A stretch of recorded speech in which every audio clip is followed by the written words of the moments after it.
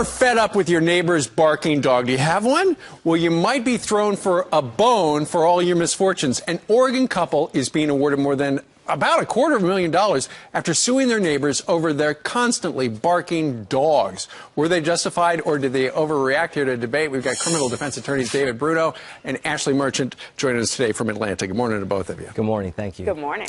Okay, so Ashley, these neighbors were disturbed by this great big barking mastiff for what, close to a decade, and the cops came Over and they, a decade. right, and the cops came and said, you guys have got to shut your dog up. They never did anything. You say this is a good award.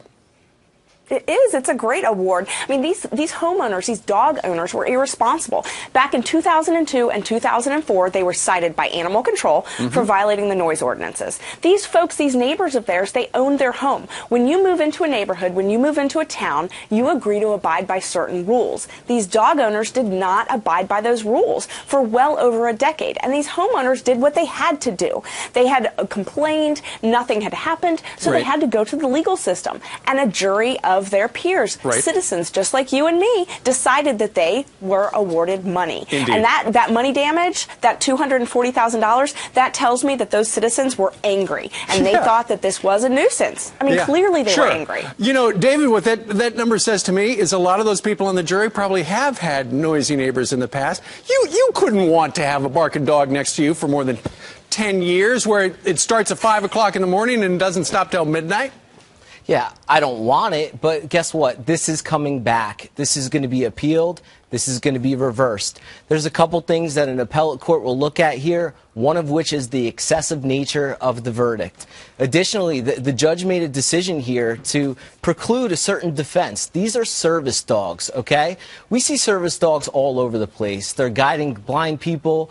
They're determining whether someone's going to have a seizure. Right, but they had made the argument, David, that these were dogs to take care of the livestock. Mastiff dogs generally are not livestock dogs, from what I've read that was presented in court. Yeah, generally speaking, but that's not to say these mastiffs can't be trained for this specific purpose.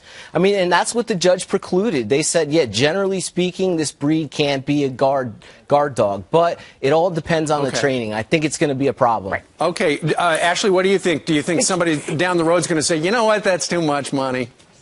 No, not at all. This was 13 years. That's not even $2,000 a year for these people.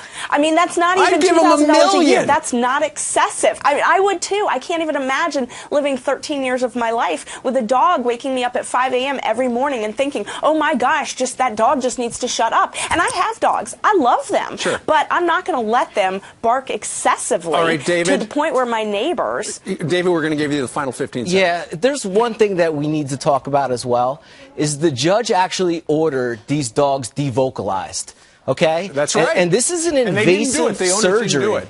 This is an invasive surgery. In fact, the surgery is illegal in 5 states in the country. PETA calls it a cruel surgery. It's illegal in that state. Not in that state. In New Jersey and 4 others, there were.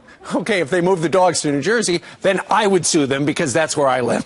All right, David Bruno and Ashley Merchant, great debate this morning. Thank you very much.